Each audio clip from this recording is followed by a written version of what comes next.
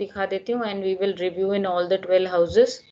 और फिर आप जिन भी हॉरोस्कोप्स को जानते हैं उनमें आप इनको लगाकर देखिए। जैसे फर्स्ट हाउस का मैंने बोला कि आपका जो अपने ऊपर ध्यान जाएगा कि मैं अपने हेल्थ के ऊपर ध्यान दूं।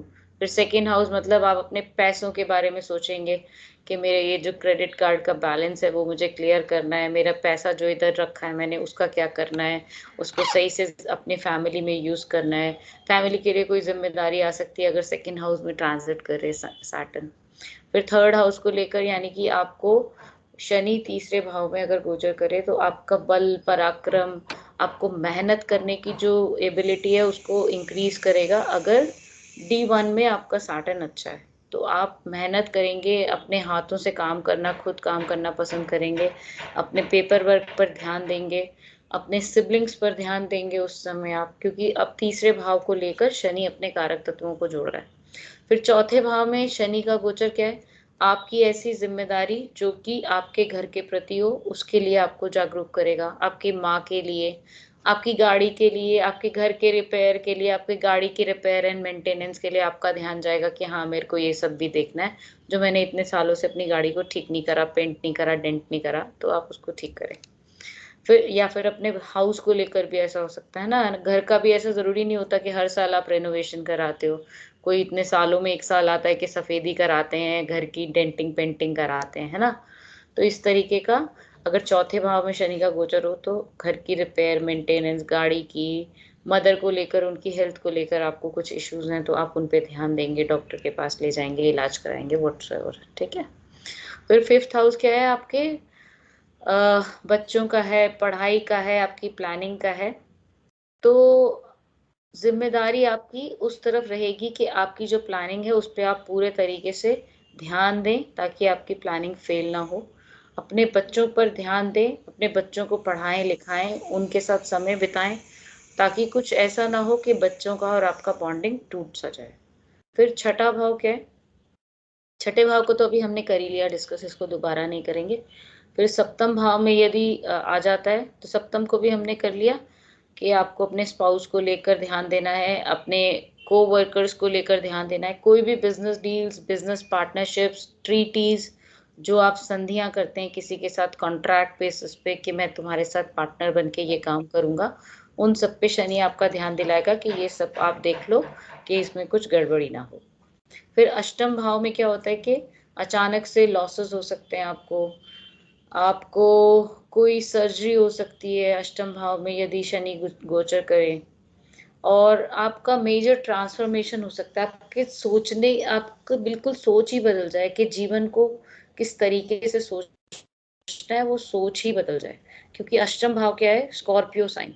स्कॉर्पियो क्या करता है, ट्रांसफॉर्म करता है आपको एकदम से। जैसे कुछ लोग आपने नोट किया होगा कि शादी हुई और बिल्कुल बोलते हैं शादी के बाद तो ये बिल्कुल 180 डिग्री चेंज हो गया, ये बिल्कुल ऐसा नहीं था, इसकी बीवी ने इसको बिल्कुल ऐसा बना दिया, खराब या अच्छा व्हाट्सएवर।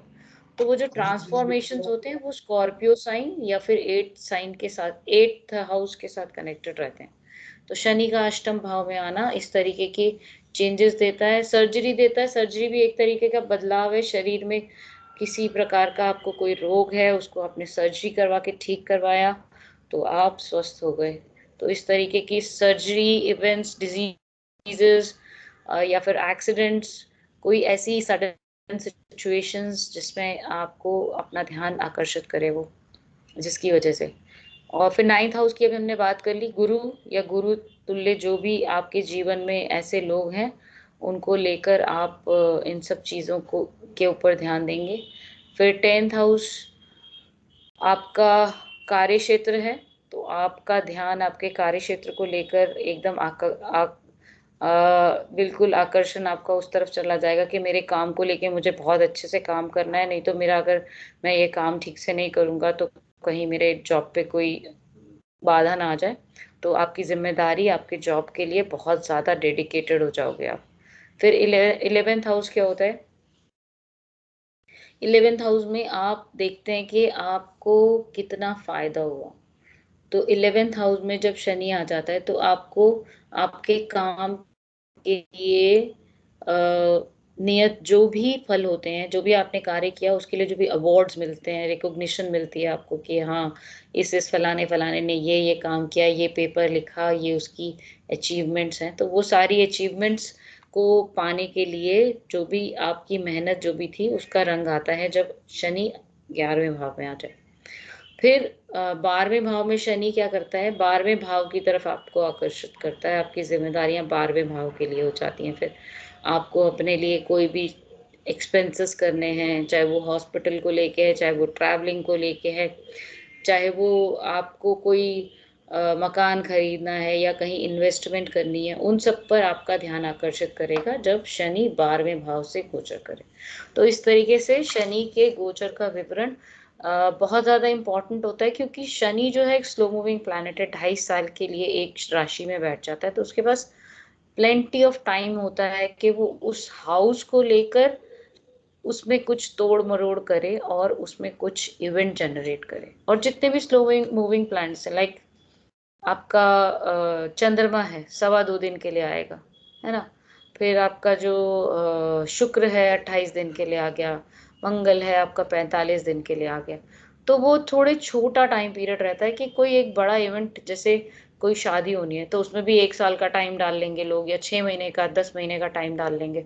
तो बड़े बड़े लंबे समय में कोई एक इवेंट होता है, जैसे आपने घर बनाना शुरू किया या घर देखना शुरू किया, तो कभी 6 महीने लग गए, 1 साल लग गए, घर ढूंढते ढूंढते घर मिला।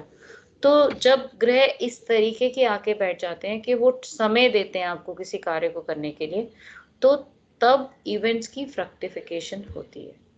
ठीक है। अभी इसको सैटर्न के ट्रांजिट को लेके अगर कोई क्वेश्चन है तो आप वो पूछ लो। I will stop this.